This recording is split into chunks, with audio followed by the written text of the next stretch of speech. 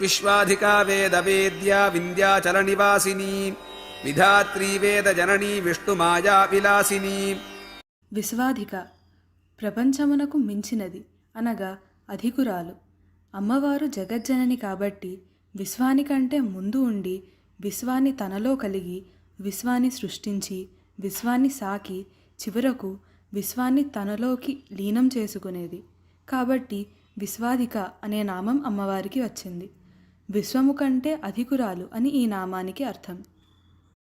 వేదవేద్య వేదముల చేత తెలియదగినది. అమ్మవారిని గురించి తెలుసుకోవాలంటే వేదాలు పరమ ప్రామాణికాలు. అమ్మవారు జ్ఞానస్వరూపిణి. అమ్మవారు నివసించే చింతామణి గృహానికి తూర్పు ద్వారం ఋగ్వేదం, దక్షిణ ద్వారం యజుర్వేదం, పశ్చిమ ద్వారం అథర్వణ వేదం, ఉత్తర ద్వారం సామవేదం. బ్రహ్మ విద్యాది మంత్రాలన్నీ ఈ 4 ద్వారాలకు బయటే ఉంటాయి.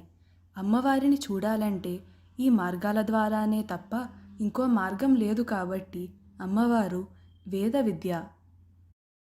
వింధ్యాచల నివాసిని వింధ్య పర్వత ప్రాంతమున నివాసము గలది. దుర్గలు 2 విధాలు.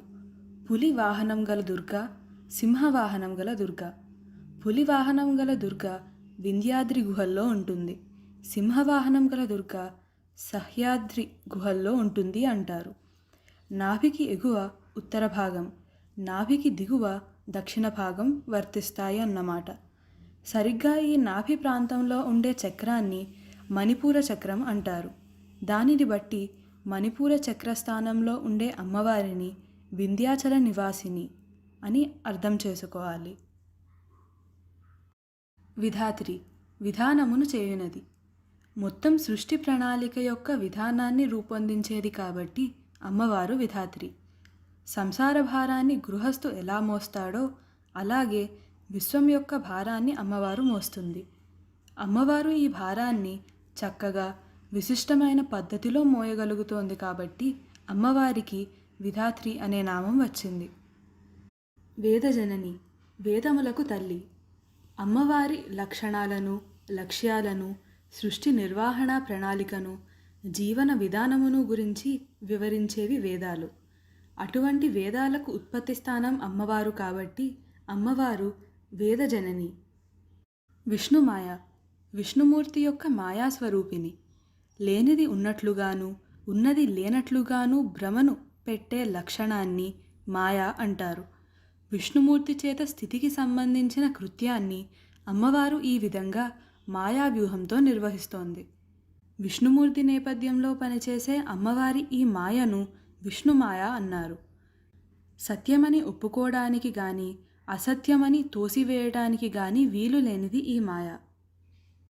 విలాసిని వినోదాత్మక, క్రీడాత్మక లక్షణము గలది.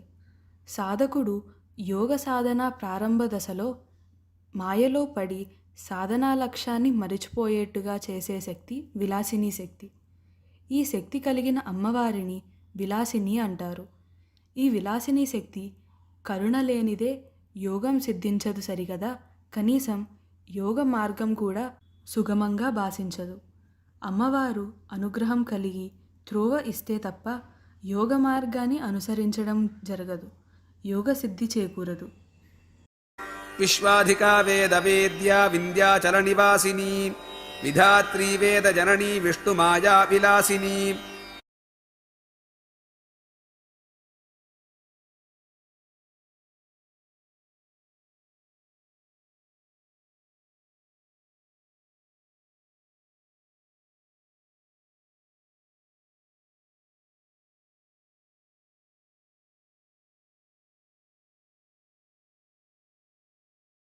క్షేత్రస్వరూపా క్షేత్రేషీ క్షేత్రజ్ఞపాలిని క్షయవృద్ధి వినిర్ముక్త క్షేత్రపాల సమర్చిత.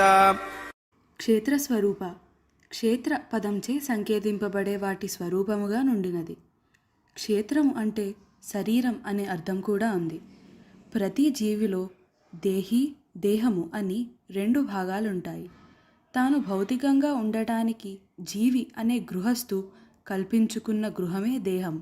జీవిలోని 2వ భాగమైన దేహమే ప్రస్తుతం చెప్పబడే క్షేత్రం అంటే జీవిలోని దేహ భాగముగా నుండినది. క్షేత్రేసి క్షేత్రమునకు అధికారిని.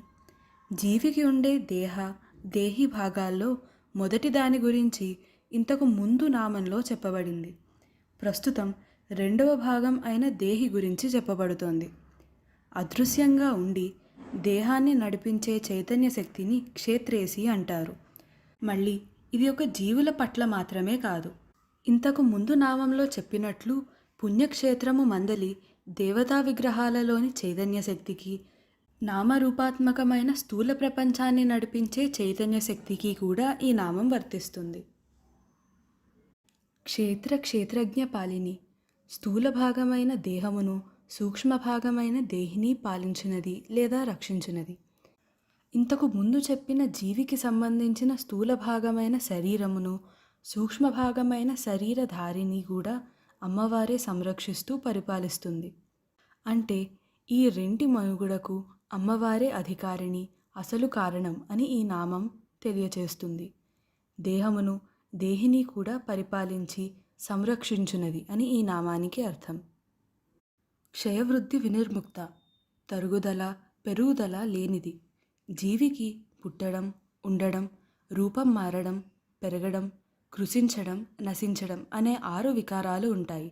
కానీ జనన మరణాలతో సంబంధము లేకుండా వాటికి అతీతంగా నేపథ్యంలో విశ్వ సృష్టి స్థితి లయాలను నిర్వహిస్తూ ఉండే పరబ్రహ్మస్వరూపిణి అయిన అమ్మవారికి తరుగుదలలు, పెరుగుదలలు ఉండవు.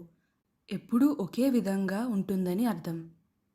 క్షేత్రపాల సమర్చిత క్షేత్రపాలకులచే చక్కగా అర్చింపబడినది. దారుకాసురుని చంపడానికి శివుడు కాళీని సృష్టించాడు.